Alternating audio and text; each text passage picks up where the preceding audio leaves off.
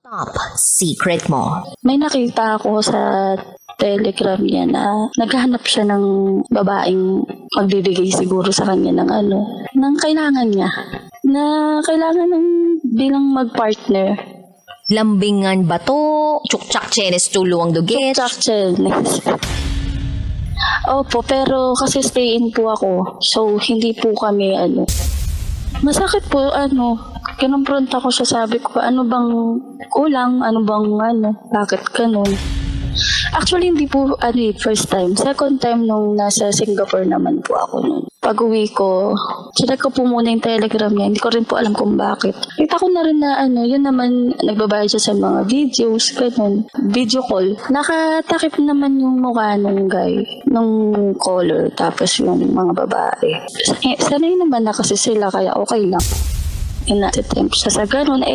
Minsan isip ko naman na siguro baka ganun talaga, lalaki, ganyan. Nag-isip po ako na ayoko ng ganito. DJ Rocky nang naninig yung kamay ko.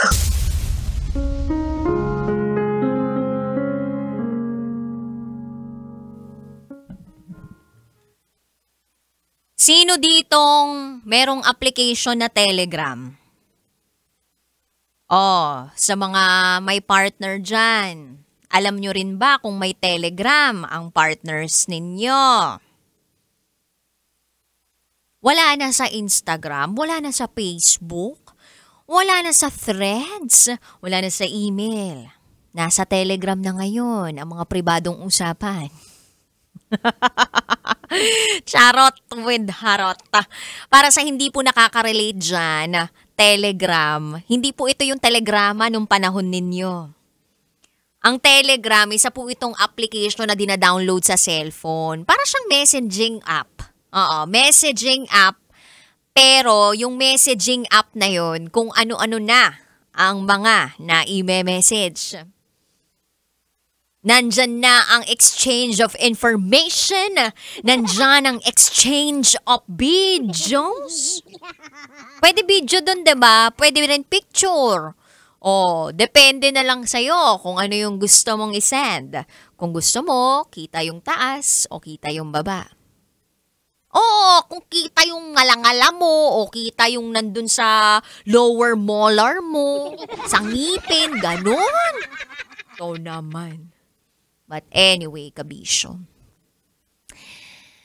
Kung sakaling wala ng tiwala sa isang relasyon at ito po ay nasira, bakit ka pa nananatili sa isang relasyon?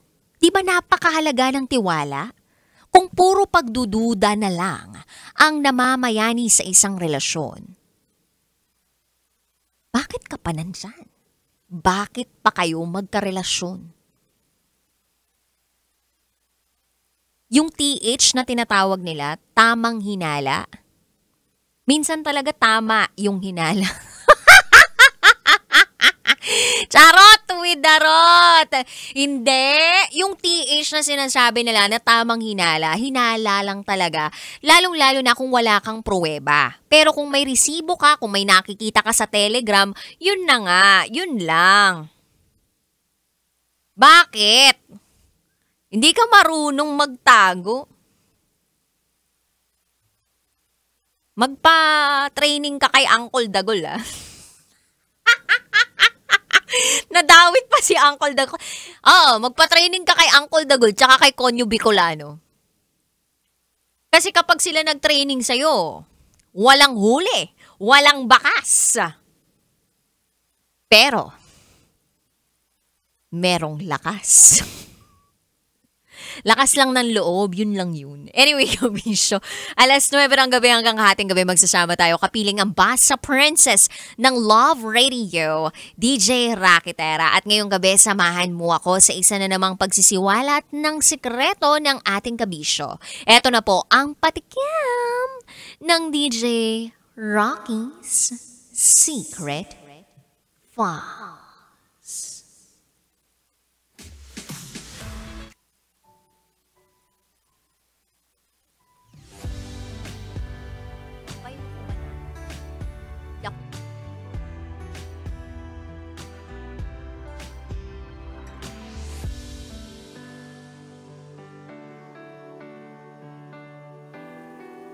Mommy niya ang dahilan kung bakit nagkahiwalay kami.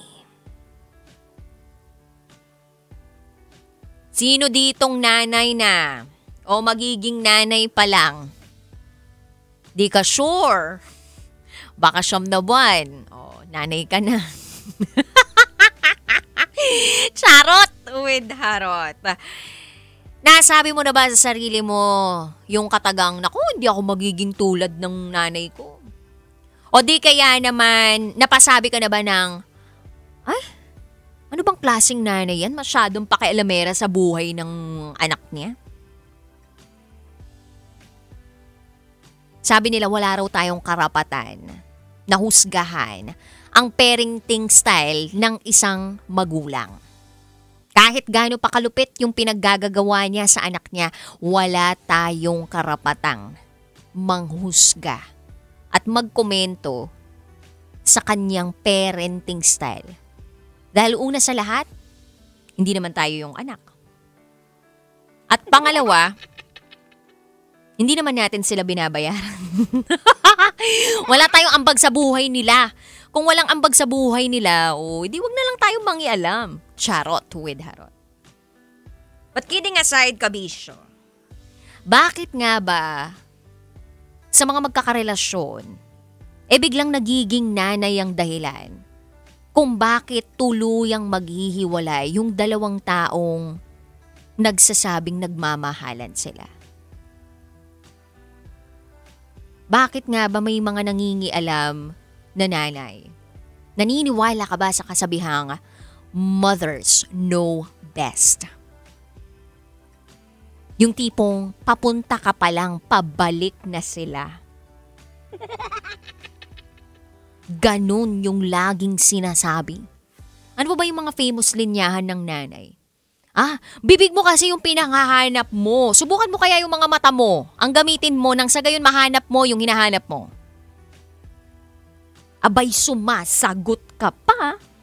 Tas kapag hindi ka sumagot, sasabihin sa'yo, aba, ba't wala kang imik? Ay, ano ba talaga? Saan ba tayo lulugar? Charot, with harot. Anyway, abangan niyo po yan sa aking pagbabalik. Kapiling po ninyo ang inyong Basta Princess DJ Raketera. At ikay nakatutok sa 90.7 Love Radio. Kailangan pa bang i-memorize yan? Basic. Up next is DJ Rocky's Secret Boss.